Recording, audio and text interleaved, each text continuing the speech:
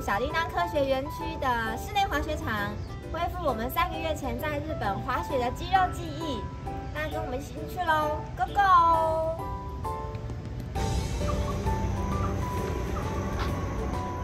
小叮当滑雪场位于新竹县新丰乡小叮当科学主题乐园内，是全台第1座室内滑雪场。750平的超大雪场，可以让滑雪爱好者尽情享乐。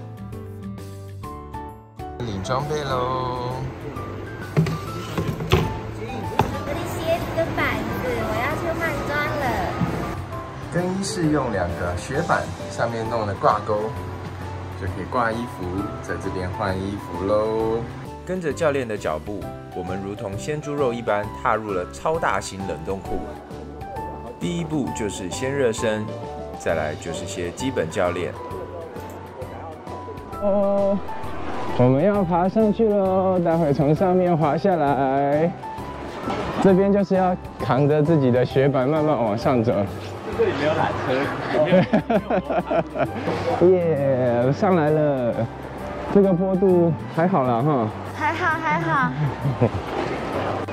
加油，加油加油！看着教练很帅，慢慢下去。教练真的很帅。还好吗 ？OK。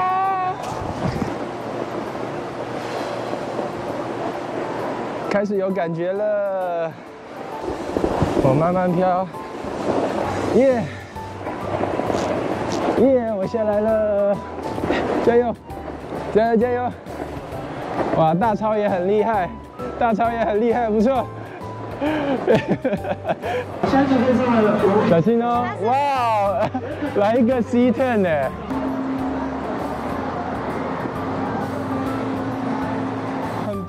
佳，你很棒哎，很棒的进步，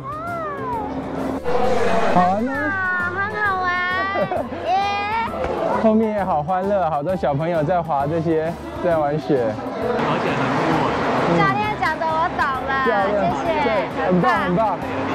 膝盖往前，跪下来。你有没有顶你的小腿骨有没有顶到你的？有鞋舌。对，用这个方式，它就会比较稳。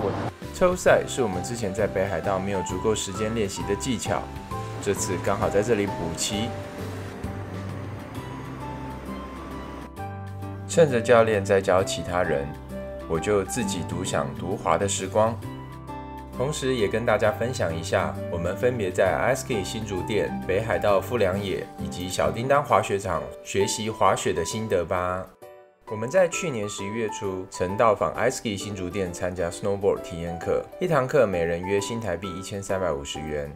我们在滑雪模拟机教室学习到了雪板平衡、滑雪肌力训练以及基本的雪鞋、雪板穿脱知识。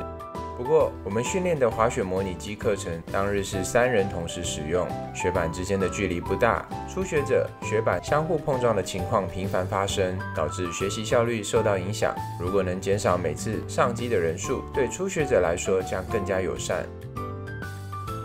在北海道滑雪，无可比拟的天然雪质和自然美景，当然是最棒的体验。然而，这架构在不便宜的花费上面。2天的滑雪套装租借、缆车券以及教练费，就让我的荷包均收了约新台币4万元。这还不算机票和住宿费用呢。人家说滑雪是昂贵的极限运动，一点也不为过。但能在人生清单中解锁一项技能，这不是用金钱能衡量的。因为如此，我们彻底爱上了滑雪。本集的小叮当滑雪场教练课程，我们是在官网订购，含教练费、雪具设备租借与场地使用费等，3小时每人3000元新台币。整体来说 CP 值非常高。只是人造滑雪场的雪质相对硬实，而且因为没有缆车，要上坡只能自己抱着雪板往上爬，一整天走下来爬了大概14、15次有了。回来发现双手成了乳酸堆积的重灾区。但基于对滑雪的喜爱，我们肯定会再来很多次。以上就是我们今天小叮当滑雪果喜欢我们的影片，请订阅、按赞、留言、开启小铃铛，你的留言我都会回复哦。那我们下次见，拜。